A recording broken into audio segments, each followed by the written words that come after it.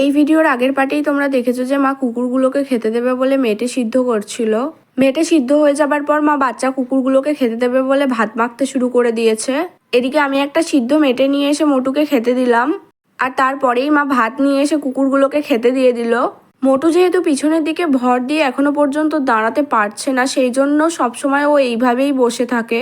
এদিকে ওর ভাই বোনেরা সাদা কুকুরটাকে এত বিরক্ত করছে যে কি বলবো। আর এদিকে মোটু এখানে চুপ করে শুয়ে আছে। এত কুকুর বাচ্চাগুলোর মধ্যে না ওকে আমি সব থেকে বেশি ভালোবাসতাম, আর ওরই আজ এই অবস্থা।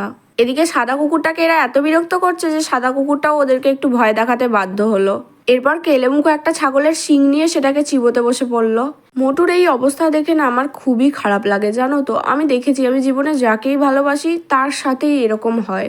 এদিকে এরা কি করছে দেখো, একজন তার মায়ের ঘাড়ে উঠে শুয়ে আছে আর আরেকজন ঘুঁটের বস্তা নিয়ে টানাটানি করছে। তো এই পার্টটা এতটুকুই, বাবাই।